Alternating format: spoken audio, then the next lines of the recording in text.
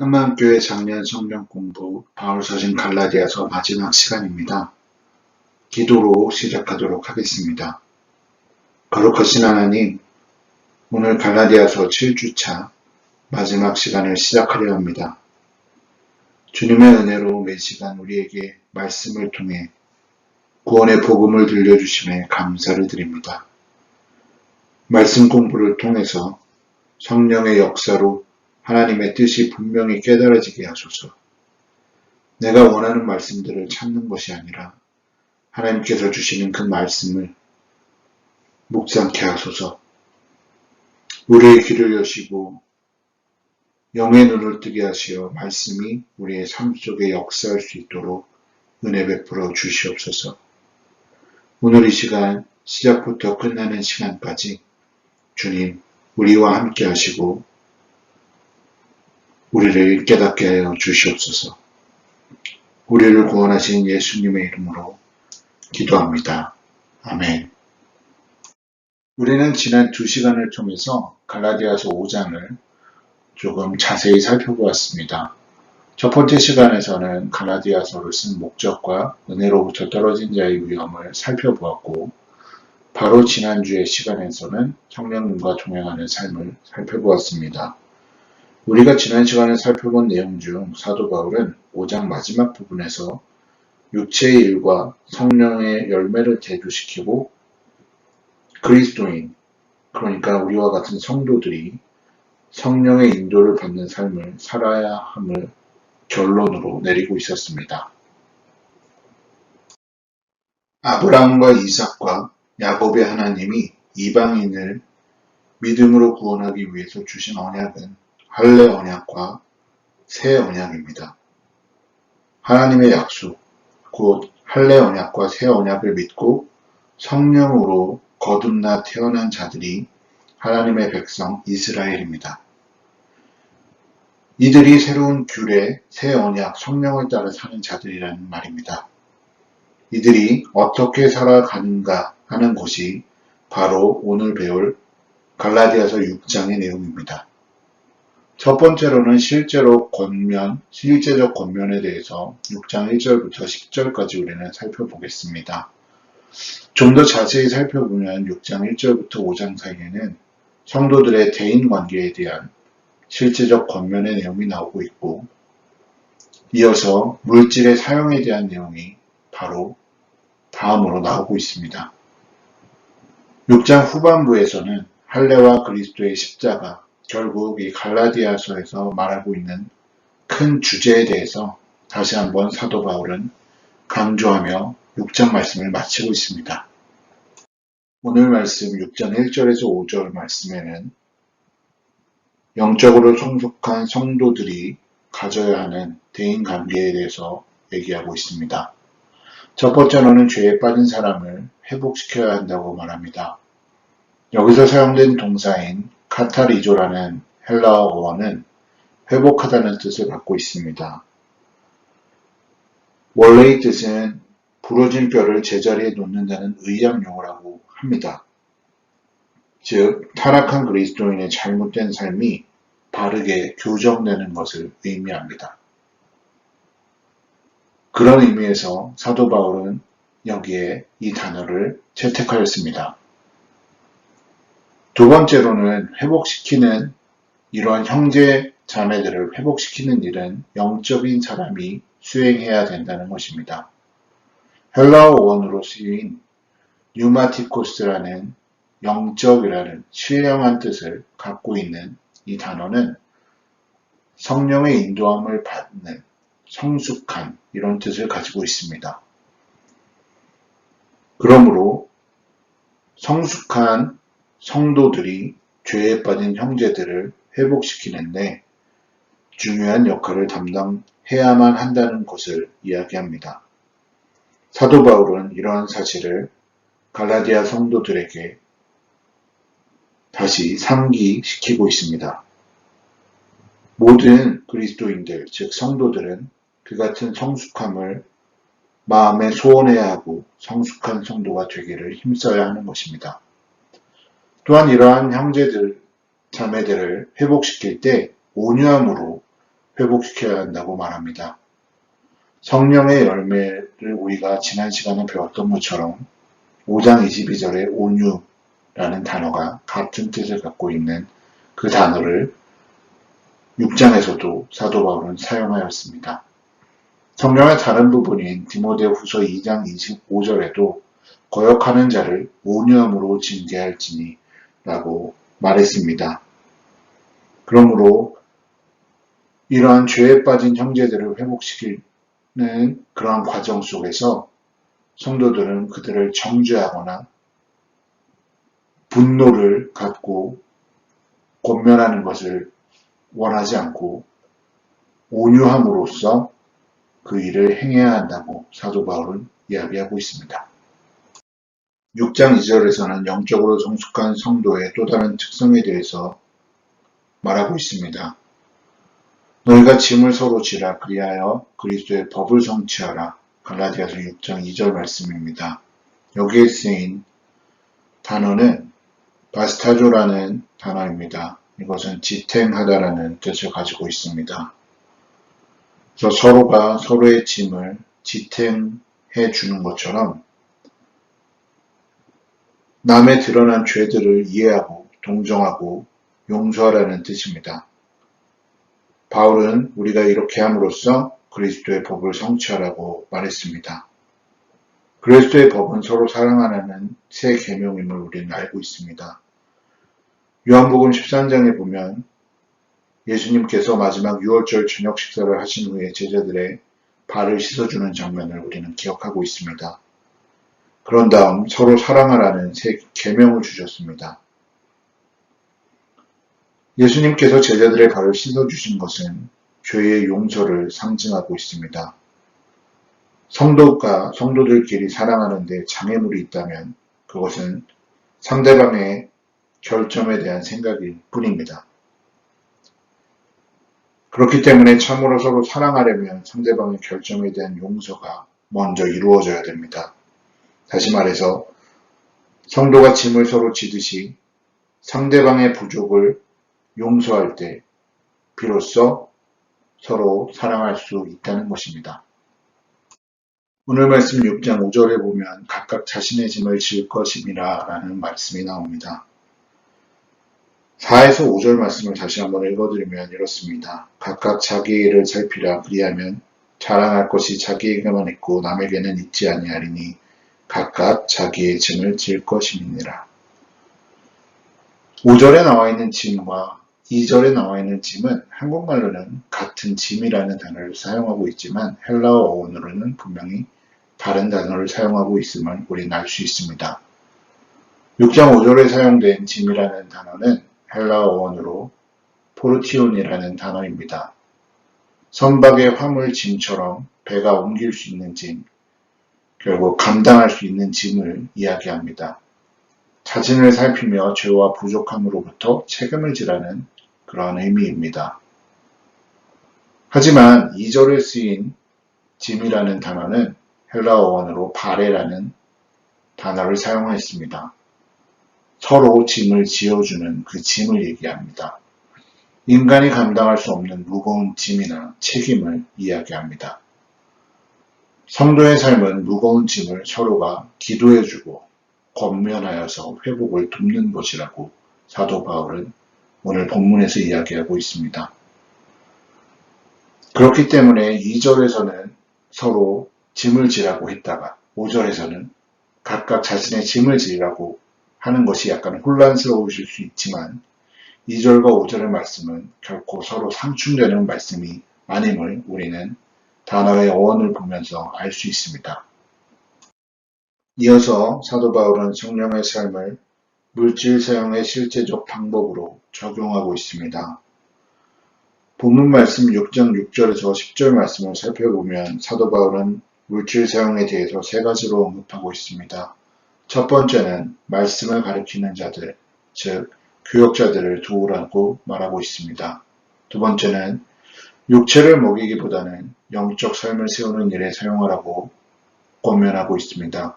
이 말은 성령을 따라 성령의 인도하심을 따라 사는 성도들의 삶이 결코 육체를 먹이는 일에 허비하는 것이 아니라 성령님이 이끄시는 대로 선한 행위를 위해서 그 물질을 사용하라는 것입니다. 마지막으로는 다른 사람, 특히 성도들을 돕는 일에 이 물질을 쓰라고 말합니다. 즉, 이러한 물질들이 어디로부터 왔는지 정확히 우리가 알고 있습니다. 하나님으로부터 하나님이 주신 그 목적에 따라서 바르게 사용하라는 것입니다. 여기서 말하는 성도들을 돕는 일에 이 물질을 쓰라는 것에 가장 좋은 모범이 되는 것은 초대 예루살렘 교회라고 할 수 있습니다. 사도행전 2장 44절에서 45절 말씀과 사도행전 4장 32절 말씀이 바로 그 말씀입니다. 함께 한번 읽어보면 믿는 사람이 다 함께 있어 모든 물건을 서로 통용하고 또 재산과 소유를 팔아 각 사람의 필요를 따라 나눠주며 또 믿는 무리가 한 마음과 한 뜻이 되어 모든 물건을 서로 통용하고 자기 재물을 조금이라도 자기 것이라 하는 이가 하나도 없더라 라고 이야기하고 있습니다.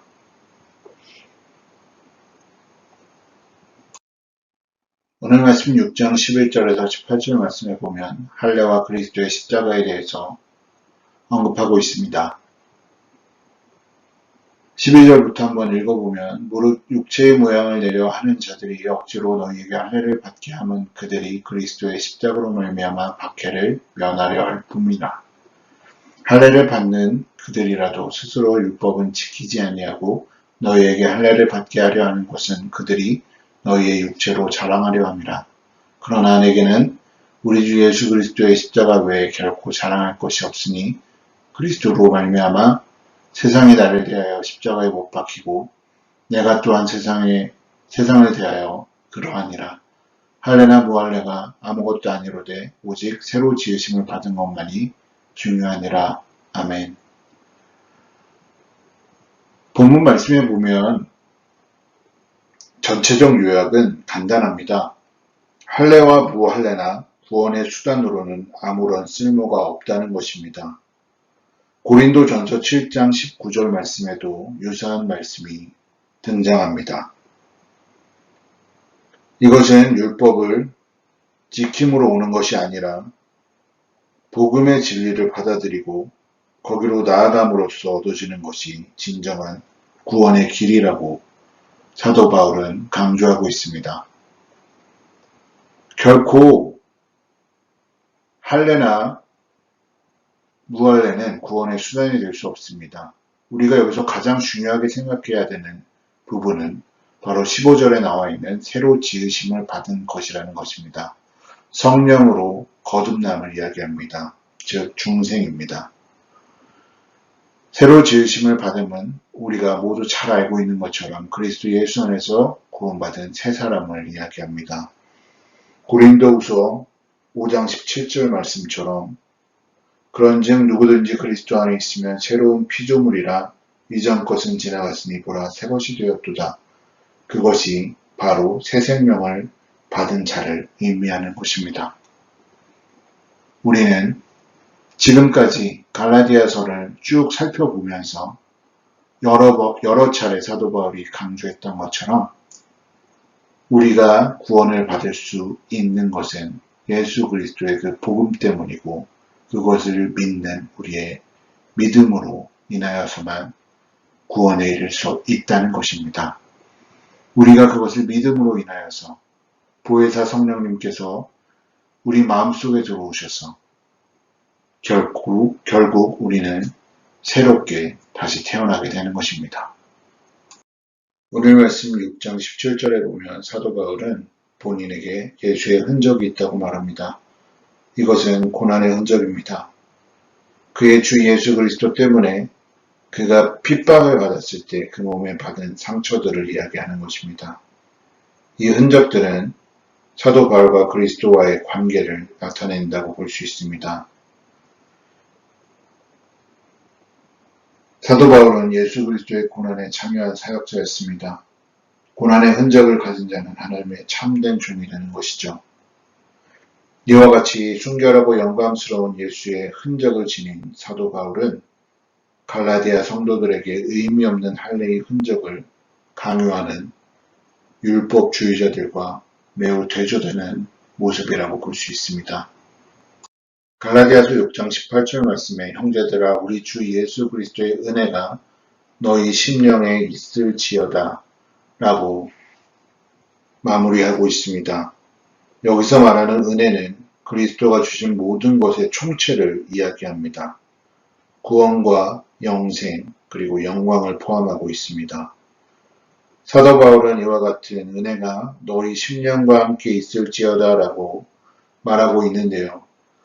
앞서 나와 있는 형제들아 라는 이런 호격을 제외하고는 이 본서의 축도는 빌립보서 1장 25절이나 디모데후서 빌레몬서 1장 25절과 매우 똑같다고 우리는 알 수 있습니다.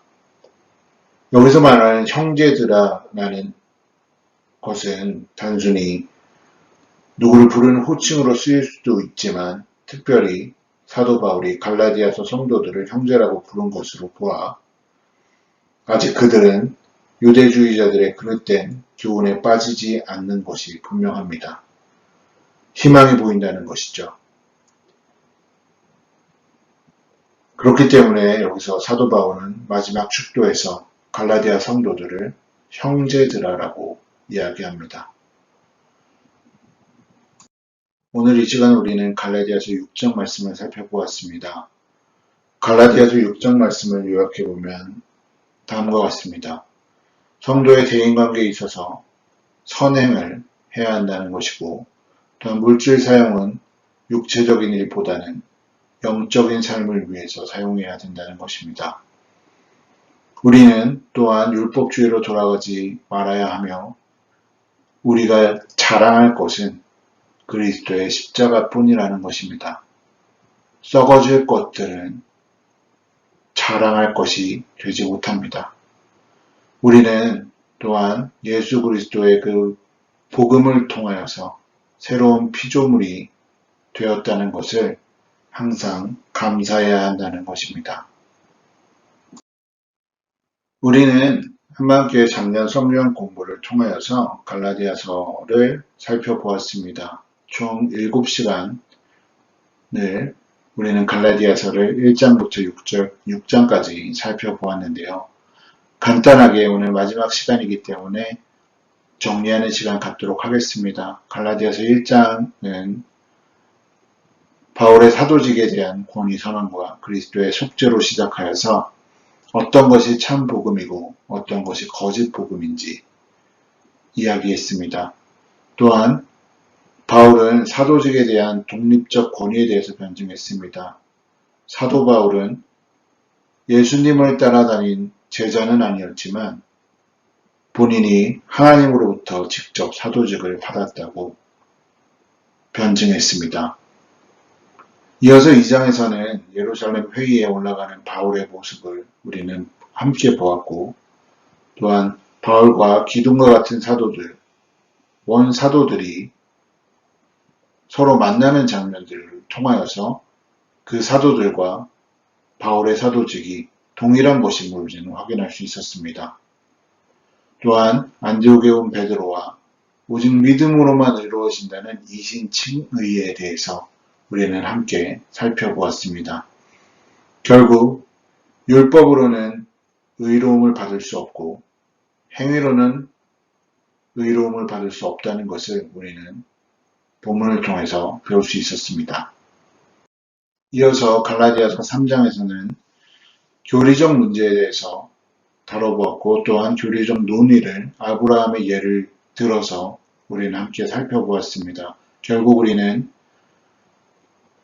의로움을 받았고 결국 천국을 유업으로 받을 약속의 자녀라는 것을 사도 바울은 강조했습니다. 또한 갈라디아서 4장에 보면 율법 밑에 있는 노예의 상태와 그리스도의 십자가의 복음 밑에 있는 자유의 상태를 서로 비교하면서 갈라디아 성도들에게 바울이 호소하는 모습을 우리는 함께 살펴보았습니다. 또한 율법주의 아래의 삶과 은혜 아래의 삶을 서로 비교하면서 사도 바울은 갈라디아서 성도들이 유대주의의 잘못된, 그릇된 그런 복음에서 빠져나오기를 간절히 원하고 있었습니다. 오늘 시간 시작 부분에서도 언급드렸듯이 갈라디아서 5장에서는 성령님과 동행하는 삶을 통하여서 어떻게 우리가 성령의 열매를 맺을 수 있고 또한 육신을 따라가는 것이 아니라 성령님의 인도하심을 따라가는 삶을 통하여서 우리는 성화의 과정에 들어가야 한다는 것을 사도 바울은 강조했었습니다. 오늘 다룬 갈라디아 6장에서는 실제적으로 이렇게 성령의 인도하심을 따라 살고 있는 성도들이 실제적으로 어떻게 살아야 하는지에 대해서 실제적 권면을 보여주는 내용을 오늘 다뤄보았습니다. 결국 할례와 그리스도의 십자가를 또다시 대조시키면서 우리를 구원에 이끄시는 그 도구는 그리스도의 십자가, 그 자랑할 수 있는 유일한 그리스도의 십자가뿐이라는 것을 다시 한번 강조하고 있었습니다. 오늘 우리는 이 말씀을 통하여서 갈라디아서 말씀을 마치게 됩니다. 7주 동안 우리는 갈라디아서 말씀을 통해서 성도의 삶이 실질적으로 어떻게 살아나가야 하는지 말씀을 통해 배웠습니다. 우리가 배운 말씀이 우리의 삶 속에서 그대로 적용되었으면 좋겠습니다. 또한 성도로서의 삶이 성화의 과정 속에 들어있다는 것을 항상 기억하고 그것을 위해서 노력하며 살아야겠다는 생각이 들었습니다. 오늘 말씀 그렇게 마무리하도록 하겠습니다.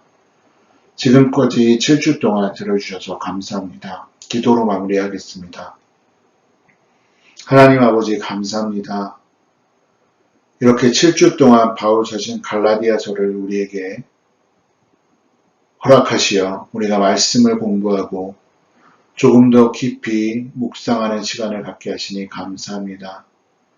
우리가 말씀을 그냥 듣고 공부하는 것으로 끝나는 것이 아니라 삶 속에 적용하여 실천해 나가는 참 성도의 삶을 살아가길 원합니다.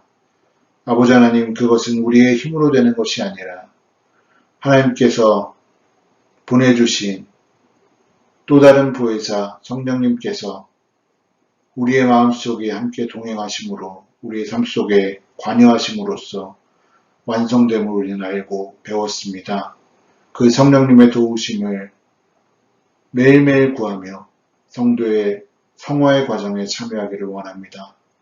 아버지 하나님, 그러므로 인하여서 갈라디아서 5장 말씀에 나와 있는 성령의 열매가 우리의 삶 속에 열매 맺히는 은혜를 우리가 경험하며 참 성도의 삶을 살아갈 수 있도록 주님, 우리를 지키시고 은혜 베풀어 주시옵소서. 감사합니다. 우리 주 예수 그리스도 이름으로 기도합니다. 아멘.